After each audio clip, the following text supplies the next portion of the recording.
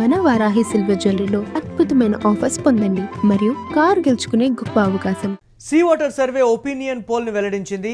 ఆయా రాష్ట్రాల్లో తాజాగా మారినటువంటి పరిస్థితుల ఆధారంగా సర్వే ఫలితాలను సీ వాటర్ సర్వే వెల్లడించింది. తమిళనాడు, పశ్చిమ బెంగాల్, కేరళ, అసోం రాష్ట్రాల్లో సీ వాటర్ సంస్థ తాజా సర్వే ఒపీనియన్ పోల్స్ను వెల్లడించింది.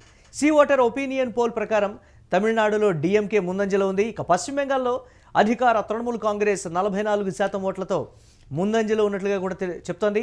ఇక కేరళలో విపక్ష యూడీఎఫ్ మాత్రం 40% ఓట్లతో ముందంజలో ఉన్నట్లుగా కూడా సీ ఓటర్ సర్వే చెప్తోంది. అలాగే అస్సాంలో బీజేపీ కూటమి 48% ఓట్లతో ముందంజలో ఉండబోతోంది అన్నట్లుగా కూడా చెప్తోంది.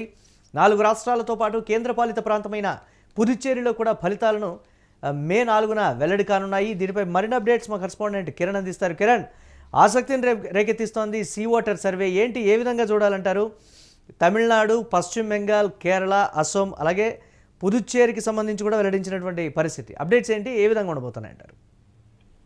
మురళి, సీ ఓటర్ తాజాగా సర్వే ఫలితాలు వెల్లడించి తమిళనాడులో డిఎంకే మరోసారి అధికారం చేపడుతుంది. అస్సాంలో బీజేపీ స్పష్టంగా గెలిచే అవకాశాలు ఉన్నాయంటూ సర్వే తేల్చింది. మరోపక్క ఏదైతే మిగిలిన రాష్ట్రాల విషయానికి వస్తే మనం వెస్ట్ బెంగాల్లో అధికార తృణమూల్ కాంగ్రెస్ మరోసారి అధికార పీఠం దక్కించుకునే అవకాశం ఉంది. కేరళ రాష్ట్రంలో ఎల్డిఎఫ్ ఏదైతే పినరై విజయన్ కు గట్టి షాక్ తగలనున్నది, అక్కడ యూడిఎఫ్ ఏదైతే కాంగ్రెస్ పార్టీ అధికారంలోకి వచ్చే అవకాశాలు ముందంజలో ఉన్నాయంటూ స్పష్టంగా సీ ఓటర్ సర్వే తన ఒపీనియన్ పోల్స్ వెల్లడించింది. ఒకసారి మనం తమిళనాడు రాష్ట్ర రాజకీయాల్లో విజయ్కి సీట్ల సంగతి దేవుడికి కానీ ఆశించిన స్థాయిలో ఓట్ శాతం కూడా రాదు అంటూ సీ ఓటర్ సర్వే చెప్తుంది. ఎందుకంటే విజయ్ సీఎం రేస్ లో ఉన్నారు, ముఖ్యమంత్రి అవుతారంటూ విజయ్ అభిమానులే కాక టీవీకే పార్టీకి సంబంధించిన పలువురు నేతలు వెల్లడించిన విషయం మనం గమనించాం. అయితే ఇక్కడ ప్రధానంగా డిఎంకే, అన్నాడీఎంకే కూటమిల మధ్య హోరాహోరి పొరలో దాదాపు 3 నుంచి 4% డిఎంకే పార్టీకి ఎడ్జ్ కనపడుతుందంటూ సీ ఓటర్ సర్వే తెలిసింది. అయితే 234 అసెంబ్లీ స్థానాల్లో దాదాపు 2 పార్టీలు అంటే డిఎంకే ఇటు అన్నాడీఎంకే దాదాపు 170 స్థానాల్లో పోటీ చేస్తున్నారు. అన్నాడీఎంకే దాదాపు బీజేపీకి 27 సీట్లు ఇచ్చింది. మరోపక్క కాంగ్రెస్ సీఎం స్టాలిన్ కాంగ్రెస్ పార్టీకి 27 అసెంబ్లీ సీట్లు ఇచ్చారు. ఇక్కడ జాతీయ పార్టీల ప్రభావం నామమాత్రమే స్పష్టంగా చెప్పొచ్చు. అధికారం అటు డిఎంకే వైపే మొగ్గు చూపుతుంది. తాజా సీ ఓటర్ సర్వే కూడా డిఎంకే వైపు మొగ్గు చూపుతుందని తాజా ఒపీనియన్ పోల్స్ వెల్లడించాయి. మరో రాష్ట్రం ఒకసారి మనం గమనిద్దాం మురళి. నేరుగా వెస్ట్ బెంగాల్ వ్యవహారాన్ని మనం గమనించినప్పుడు పశ్చిమ బెంగాల్లో మమతా బెనర్జీ మరోసారి అధికారంలోకి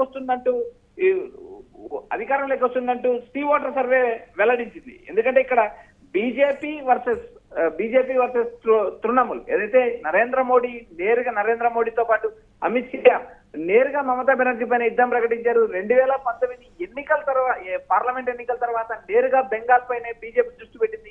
2021 ఎన్నికల్లో మమతా బెనర్జీ భారీ విజయం సాధించింది. దాదాపు 220 అసెంబ్లీ సీట్లు గెలిచిన నేపథ్యం. అయితే ఈ ఎన్నికల్లో కూడా బెంగాల్ కూతురుగా గతంలో దీదీగా ఎన్నికల రంగంలో ఓటు సాధించిన మమతా బెనర్జీ సార్ నేను బెంగాల్ కూతుర్ని ఆశీర్వదించేటట్టు ఒక కొత్త వ్యూహాన్ని సిద్ధం చేశారు. నేను మీ కూతుర్ని మీరు ఆశీర్వదించండి, నేరుగా బీజేపీ అధికారంలోకి వస్తే రాష్ట్రాన్ని అమ్ముతుంది అంటూ ఆమె చేసిన వ్యాఖ్యలు కూడా రాజకీయాల్లో సంచలనమే. ఇక్కడ ప్రధానంగా మమతా బెనర్జీ వైపు సీ ఓటర్ సర్వే మెజార్టీ ఉంది, ముందంజలో ఉంది ఈ మమతా బెనర్జీ అని స్పష్టంగా చెప్తుంది. మరోపక్క మనం కేరళ అంశం, కేరళలో అధికారంలో ఉన్న ఎల్డిఎఫ్ ప్రతిపక్ష హోదాకు పరిమితం అవుతుంది. నేరుగా పినరై విజయన్ పార్టీకి ఎదురు దెబ్బ తగులుతుంది. ఎల్డిఎఫ్ కూటమికి ఈ ఎన్నికల్లో భారీ షాక్ తగిలే అవకాశం, అధికార మార్పిడి ఖచ్చితంగా ఉంటుంది అంటూ నేరుగా కేరళ ముందస్తు పోల్స్ లో సీ ఓటర్ సర్వే ఖచ్చితంగా చెప్తుంది. దాదాపు 40% ఓట్లు కాంగ్రెస్ ఏదైతే ఎల్డిఎఫ్ కూటమి సాధిస్తుందంటూ ఒక అంచనాలు వేస్తుంది. మరోపక్క అస్సాంలో మనం గమనించినప్పుడు అస్సాంలో బీజేపీ దాదాపు 45% ఓట్లు సాధించే అవకాశాలు ఉన్నాయంటూ ఇప్పటికే సర్వే తెలిసింది. అయితే ఇక్కడ ప్రధానంగా అస్సాంలో బీజేపీ కూటమికి 48%, కాంగ్రెస్ పార్టీకి 45% ఓట్లు దక్కే అవకాశాలు ఉన్నాయంటూ సీ ఓటర్ సర్వే తేల్చి చెప్తుంది. ఇక్కడ ప్రధానంగా గౌరవ్ గొగోయ్ వర్సెస్ హిమంత బిశ్వ శర్మ, వీరిద్దరి మధ్య ఆధిపత్య పోరు కాదు, నేరుగా ఎన్నికల రణంగం వీరిద్దరి మధ్య నడుస్తుంది. జాతీయ పార్టీ అయినప్పటికీ అటు బీజేపీ కానీ కాంగ్రెస్ కానీ, ఇక్కడ హిమంత బిశ్వ శర్మ కాంగ్రెస్ పార్టీ నుంచి బీజేపీకి వెళ్ళి వరుసగా 2 సార్లు ముఖ్యమంత్రి అయ్యారు.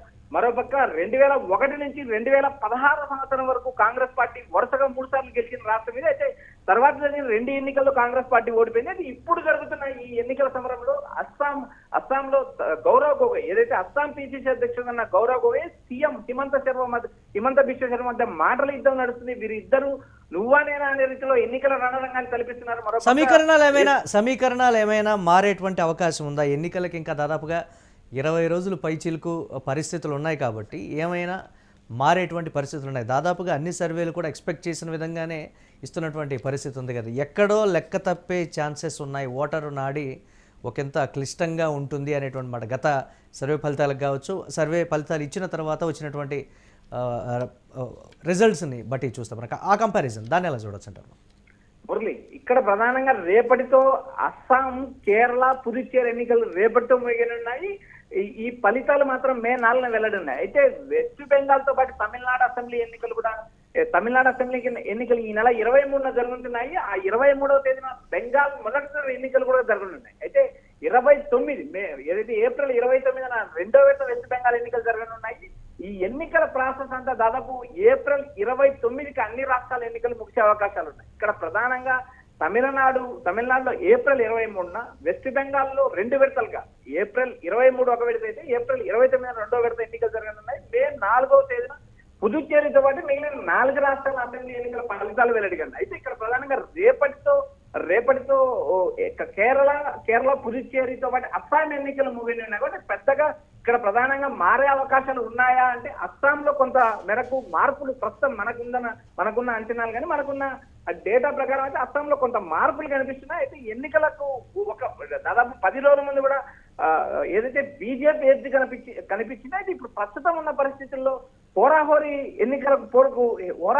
ఎన్నికలు జరిగే అవకాశాలు ఉన్నాయంటూ మనకుండే గ్రౌండ్ రిపోర్ట్ నుంచి మనకు సమాచారం ఉంది. అయితే ఇక్కడ ప్రధానంగా ప్రతిపక్ష పార్టీలను అన్నిటినీ కాంగ్రెస్ పార్టీ ఏకతాటిపైకి తీసుకురావడం, ఏదైతే ఎన్నికల ముందు బీజేపీ కాంగ్రెస్ మీద దూకుడు కానీ బీజేపీ ఎన్నికల స్ట్రాటజీని ఈసారి కాంగ్రెస్ పార్టీ అనుసరించింది. నేరుగా ఏదైతే హిమంత బిశ్వ శర్మ భార్యకు 3 పాస్పోర్ట్లు ఉన్నాయంటూ కాంగ్రెస్ పార్టీ ఎన్నికలకు ముందు బాంబు పేల్చింది.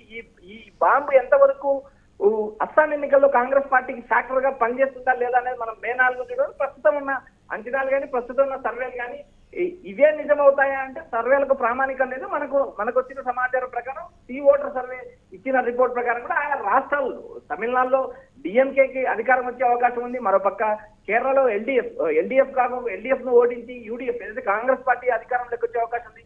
వెస్ట్ బెంగాల్లో మమత గెలిచే అవకాశాలు ఉన్నాయి. మరోపక్క అస్సాంలో హోరాహోరీ నడుస్తుందంటే మనకి యూటీవీకి ఉన్న గ్రౌండ్ రిపోర్ట్ లాగా తెలిస్తే అయితే మే 4వ తేదీన వచ్చే ఫలితాలను బట్టి మన సర్వేలు ఎంతవరకు నిజమవుతా అనేది స్పష్టంగా చెప్పొచ్చు. Right, thanks for updates Kiran. ఇక ఒపీనియన్ పోల్ వెల్లడించింది సీ ఓటర్ సర్వే. ఆయా రాష్ట్రాల్లో తాజాగా మారినటువంటి పరిస్థితుల ఆధారంగా సర్వే ఫలితాలను అయితే సీ ఓటర్ సర్వే వెల్లడించింది. తమిళనాడు, పశ్చిమ బెంగాల్, కేరళ, అస్సాం రాష్ట్రాల్లో సీ ఓటర్ సంస్థ తాజా సర్వే ఒపీనియన్ పోల్స్ని అయితే వెల్లడించింది. సీ ఓటర్ ఒపీనియన్ పోల్ ప్రకారం తమిళనాడులో డిఎంకే ముందంజలో ఉంది. పశ్చిమ బెంగాల్లో అధికార తృణమూల్ కాంగ్రెస్ 44% ఓట్లతో ముందంజలో ఉంది. కేరళలో విపక్ష యూడీఎఫ్ మాత్రం 40% ఓట్లతో ముందంజలో ఉన్నట్లుగా తెలుస్తోంది. అస్సాంలో బీజేపీ కూటమి 48% ఓట్లతో ముందంజలో ఉందని కూడా సీ ఓటర్ సర్వే చెప్తోంది. ఇక 4 రాష్ట్రాలతో పాటు కేంద్రపాలిత ప్రాంతమైన పుదుచ్చేరిలో కూడా ఫలితాలు మే 4న వెల్లడి కానున్నాయి.